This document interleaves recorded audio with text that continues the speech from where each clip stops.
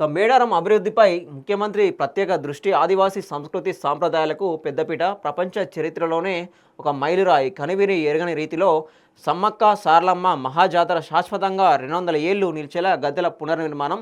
అధికారులతో కలిసి ఏర్పాట్లను పరిశీలించిన మంత్రి సీతక్క. దాదాపు మనం చూసినాము 10 సంవత్సరాలు బీఆర్ఎస్ ప్రభుత్వం ఉన్నప్పుడు కూడా ఎటువంటి అభివృద్ధి కార్యక్రమాలు అయితే పెద్ద ఎత్తున చేపట్టలేదు. అంటే జాతర వచ్చినప్పుడు ఒక 100 కోట్లు, ఒక 50 కోట్లు ఇట్లా చెల్లించుకుంటా వచ్చేదన్నమాట. అంటే రెండు నెలల ముందు వాటి పనులు స్టార్ట్ చేసేది. టెండర్లు అప్పచెప్పేది. టెండర్లు అప్పచెప్పినాక ఎవరికొకరు కాంట్రాక్ట్ పోయేది. నా మాత్రపు టాయిలెట్లు, అక్కడ అభివృద్ధి, రోడ్లు కానీ, అక్కడ ఫెసిలిటీసు, లైట్స్ సంబంధించి ఇవి మాత్రమే డెవలప్మెంట్ చేసేది. తర్వాత అది అక్కడ క్లోజ్ అయిపోయేది. జాతర అయిపోయిన తర్వాత క్లోజ్ అయిపోయేది. పర్మనెంట్గా అక్కడ సొల్యూషన్స్ కోసము ఎటువంటి అభివృద్ధి చేయలేదు. అంటే రూమ్స్ కానీ, ఫెసిలిటీస్ కానీ, భక్తులకు ఇబ్బందిగా కాకుండా అక్కడ ఫెసిలిటీస్ ఏర్పాటు చేయడం కానీ ఇట్లాంటి అన్నీ ఎప్పుడు పర్మనెంట్గా సొల్యూషన్ లేదు. ఈ ప్రభుత్వం వచ్చిన తర్వాత అయితే దాదాపు 200 కోట్లకు పైగా కూడా వీళ్ళు 200 ఏళ్ళకు మించి ఒక చరిత్రను వీళ్ళ ఆదివాసీ సాంప్రదాయం ప్రకారము వాళ్ళ సలహాలు సూచనల మేరకు క్యాబినెట్ సమావేశం పెట్టి మంత్రులతో చర్చించి వీళ్ళతో ఒక కమిటీ ఏర్పాటు చేసి దాంట్లో వీళ్ళని ఇన్వాల్వ్ చేసి ప్రధానమైన పూజలను ఇన్వాల్వ్ చేసి అయితే దీన్ని అభివృద్ధి అయితే ముందుకు తీసుకుపోతూ ఉన్నారు. మనం చూస్తూ ఉన్నాం అభివృద్ధి. ఇంకా మేడారం అభివృద్ధిపై ముఖ్యమంత్రి ప్రత్యేక దృష్టి. రాష్ట్ర స్త్రీ శిశు సంక్షేమ పంచాయతీరాజ్ శాఖ మంత్రి ధనసరి సీతక్క అనసూయ పేర్కొన్నారు. 4000 టన్నుల గ్రానైట్పై ఆదివాసీ చరిత్ర సంస్కృతి చేరదేసే 7000 బొమ్మలతో సమ్మక్క సారలమ్మ నిర్మాణము తెలియజేసే బొమ్మలతో సమ్మక్క సారలమ్మ నిర్మాణం పనులు వేగవంతంగా సాగుతున్నాయని స్పష్టం చేశారు. శుక్రవారం ములుగు జిల్లా మేడారంలో సమ్మక్క సారలమ్మ పునర్నిర్మాణం పనులు పరిశీలించేందుకు హైదరాబాద్ నుంచి మీడియా ప్రతినిధుల బృందము వచ్చింది. సమ్మక్క సారలమ్మ చరిత్ర, పునర్నిర్మాణ పనులు, ఆదివాసుల మూలాల జాతర చరిత్రను మీడియా బృందానికి కూడా వివరించారట. ఈ సందర్భంగా మంత్రి సీతక్క మాట్లాడుతూ మేడారం సమ్మక్క సారలమ్మ మహాజాతరను ఈసారి కొత్త రూపుతో వైభవంగా నిర్వహించేందుకు రాష్ట్ర ప్రభుత్వము శ్రీకారం చుట్టిందని పేర్కొన్నారు. వచ్చే ఏడాది జనవరి 28 నుంచి 31 వరకు జరిగే జాతరకు తెలంగాణతో పాటు పొరుగు రాష్ట్రాల నుంచి కూడా 1 కోటి మందికి పైగా భక్తులు తరలివస్తారని అంచనా వేస్తామని పేర్కొన్నారు. ఈసారి ఎప్పుడు కల్పించే తాత్కాలిక సౌకర్యాలతో పాటు శాశ్వత నిర్మాణాలపై ప్రభుత్వం దృష్టి పెట్టిందని, ఎన్నడూ లేని విధంగా 251 కోట్లతో మేడారం అభివృద్ధికి చర్యలు తీసుకుంటుందని చెప్పారు. ఇప్పుడు నేను చెప్పినట్టుగా 200 కోట్లతో అంటే 250 కోట్లు ఇక్కడ చెప్పారు. నేను 200 కోట్లు అని చెప్పాను.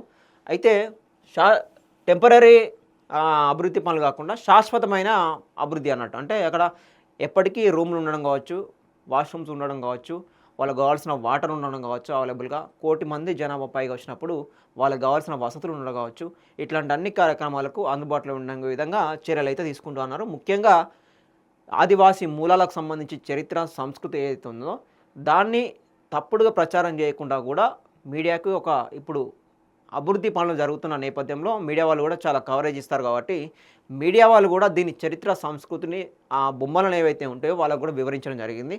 అంటే ఆ చరిత్ర, సంస్కృతి వాళ్ళు చెప్పేటప్పుడు కూడా చాలా జాగ్రత్తగా చెప్పాలని చెప్పేసి కూడా జాగ్రత్తలు కూడా తీసుకొని మంత్రి సీతక్క గారు అయితే ఒక మీడియా సమావేశం పెట్టి అయితే ఏర్పాటు కూడా చేయడం జరిగింది. అయితే పనులకే 101 కోట్లు ఖర్చు చేస్తుందన్నారు. పునరుద్ధరణ పనులు చేపట్టే సమయంలో గిరిజన పూజారులతో అనేక సార్లు సమావేశాలు నిర్వహించి పూజారుల సంఘం అభిప్రాయము తీసుకొని పూజారులను ఒప్పించడం జరిగిందని, ఒకే లైన్లో వనదేవతలు ఉండడం వలన భక్తులు దర్శనాలు చేసుకోవడానికి సులువుగా ఉంటుందని పేర్కొన్నారు.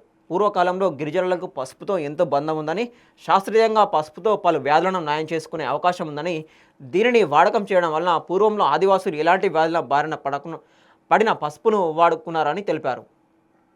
సమ్మక్క తల్లి గోత్రం బండారి గోత్రం అని, తమ ఆదివాసుల సాంప్రదాయం ప్రకారము ప్రతి పనిని కూడా కుడి నుంచి ఎడమ వైపు నడుస్తుందని, నవగ్రహాలు సైతము కుడి నుంచి ఎడమవైపే తిరుగుతున్నాయని వివరించారు. స్వస్తికి ఏర్పాటు చేసే విషయంలో సైతం ప్రకృతి సిద్ధాంతాన్ని ఆచరించామని పేర్కొన్నారు. జాతరకు వచ్చే భక్తులు ఒకే వరుస క్రమంలో సులభతరంగా దర్శనం చేసుకునే అవకాశం ఉంటుందని తెలిపారు. జాతర కూడా ఎటువంటి ఇబ్బంది లేకుండా జరుపుతామని మంత్రి తెలిపారు. చరిత్రలో కన్నీ వీరి ఎరగని రీతిలో ఈసారి సమ్మక్క సారలమ్మ జాతర నిర్వహిస్తున్నామని, భక్తులందరూ విజయవంతానికి కృషి చేయాలని, సహకరించాలని కోరారు. ఆదివాసీల సంస్కృతి సాంప్రదాయాలకు పెద్దపీట వేస్తూ ప్రతి నిర్మాణం చేపడుతున్నామని, సంస్కృతి ప్రతిబింబించేలా చర్యలు తీసుకుంటామని పేర్కొన్నారు. ఆదివాసీ పూజారుల సంఘం ప్రతినిధుల ఆమోదంతోనే పునర్నిర్మాణ పనులు చేపట్టామని వివరించారు. చరిత్రలో సుమారు 250 ఏళ్ల పాటు చెక్కు చెదరకుండా నాణ్యత ప్రమాణాల్లో ఎక్కడ రాజీ పడకుండా పనులు చేపట్టేలా ప్రతినిత్యం సమీక్షిస్తున్నామని, నిత్యం మంత్రుల బృందం పరిశీలిస్తూ అధికారులకు సూచనలు చేస్తూ పనులు ముమ్మరం చేస్తున్నామని తెలిపారు.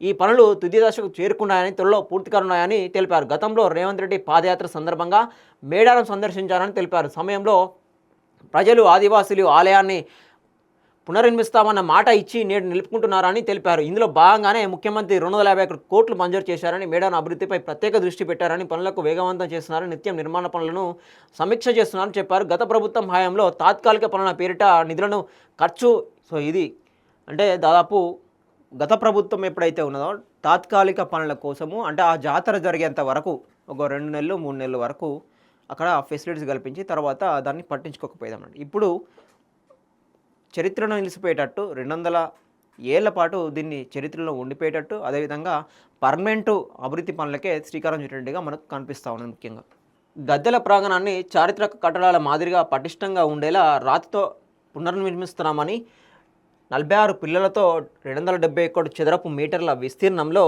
ఈ ప్రకారం ఉండనున్నారు. వీటి మధ్య 40 అడుగుల వెడల్పుతో 30 అడుగుల వెడల్పుతో 5 స్వాగత తోరణాలు ఉంటాయని వివరించారు. గద్దెల ప్రాంగణానికి ఎదుట 50 అడుగుల వెడల్పున ప్రధాన స్వాగత తోరణం ఉంటుందని తెలిపారు. వృత్తాకారంలో ఉండే గద్దె చుట్టూ 8 స్తంభాలు మధ్యలో వెదురు బొంగులతో తీర్చిదిద్దుతున్నామని పేర్కొన్నారు. శిలలపై ఆదివాసుల సంస్కృతికి పెద్దపీట వేస్తున్నామని మంత్రి సీతక్క పేర్కొన్నారు. తాళపత్రాల్లోని కోయ వంశీయుల చరిత్రను ప్రాంగణం గోడలపై చిహ్నాలుగా బొమ్మలుగా వివరించారు. ప్రధాన స్వాగత తోరణంపై సమ్మక్క వంశీయుల చరిత్ర తెలిపే 59 బొమ్మలు చెక్కించామని పేర్కొన్నారు. దాదాపు 750 మంది కోయ వంశీయులు పేర్లకు సంబంధించి 7000 బొమ్మలుంటాయని పేర్కొన్నారు. డాక్టర్ హరిప్రసాద్ ఆధ్వర్యంలో 250 మంది శిల్పులు పనిచేశారని, స్థపతులు ఈమని శివనాగిరెడ్డి, డాక్టర్ మోతీలాల్ పర్యవేక్షిస్తున్నారని చెప్పారు. సమ్మక్క సారలమ్మ ఆర్కియాలజీ రీసెర్చ్ ఇన్స్టిట్యూట్కు చెందిన 15 మంది విద్యార్థులు ఈ చిత్రాల రూపకల్పనలో సాయం అందించారని పేర్కొన్నారు. గద్దెల ప్రాంగణానికి సమీపంలో ఇదివరకు ఉన్న చెట్లను దాదాపు తొలగించకుండానే అభివృద్ధి పనులు చేపట్టామని తెలిపారు. వనదేవతల పూజల్లో విశిష్టత కలిగిన బండారి, మర్రి, వెదురు, బూరుగ, వేప, ఇప్ప, కస్సు వంటి 12 రకాల చెట్లు, 140 రకాల ఆయుర్వేద మొక్కలు నాటనున్నామని పేర్కొన్నారు. మేడారం ఆలయంలో పునర్నిర్మాణ పనులు వేగవంతానికి మంత్రుల బృందం ప్రతిరోజు సమీక్ష నిర్వహిస్తున్నారని, పనులను పరిశీలిస్తూ అధికారులకు దిశానిర్దేశం చేస్తున్నారని, పనుల్లో పూర్తి నాణ్యత పాటించేలా ఎప్పటికప్పుడు పర్యవేక్షిస్తున్నారు.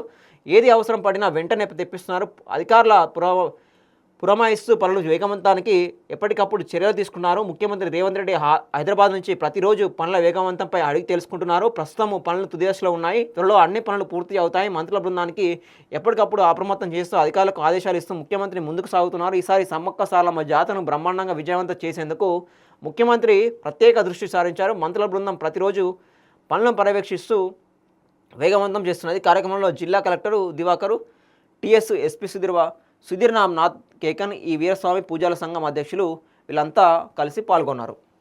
సో ఇది మనం చూసుకోవచ్చు. అంటే స్వాగత తోరణం దాని మీద ఒక 750 మంది కోయ వంశీయులకు సంబంధించి పేర్లు చెక్కడం కావచ్చు. దీంట్లో డాక్టర్ హరిప్రసాద్ ఆధ్వర్యంలో దీన్ని శిల్పులు ఎవరైతే ఉంటారో శిల్పులతోటి బృందం ఏర్పడి దాంట్లో చెక్కడం అయితే జరిగింది. ముంగా దీంట్లో విద్యార్థులు కూడా ఇది ఆర్ట్ డిపార్ట్మెంట్కి సంబంధించి 15 మంది, ఆర్కియాలజీ రీసెర్చ్ ఇన్స్టిట్యూట్కి సంబంధించి 15 మంది విద్యార్థులు కూడా దీనిలో భాగస్వామ్యం కూడా కావడం జరిగింది. అంటే 200 వాళ్ళ ఎక్కడ సంస్కృతికి ఏమాత్రము అటు ఇటు కాకుండా ఎగ్జాక్ట్లీగా అక్కడ ఉండే చెట్లు కావచ్చు, ఆయుర్వేద మొక్కలు కావచ్చు, ఇట్లాంటి అన్ని జాగ్రత్తలు తీసుకుంటా వాళ్ళ పురాతన సాంప్రదాయం నుంచి వస్తున్న కొన్ని వందల ఏళ్ళ నుంచి వస్తున్న ఈ సాంప్రదాయాన్ని ఏదైతుందో దాన్ని అట్లే కొనసాగించాలని చెప్పేసి అయితే ప్రభుత్వము బాధ్యత తీసుకొని ముందుకైతే తీసుకుపోతా ఉన్నది. ఇది చాలా శుభపరిణామని కూడా మనం చెప్పుకోవచ్చు. సో ఇన్ని చేస్తున్నా కూడా 1 కోటి మందికి పైగా వస్తున్న భక్తులు కూడా చూడాలి మరి ఎట్లా ఉంటుందో జాతర.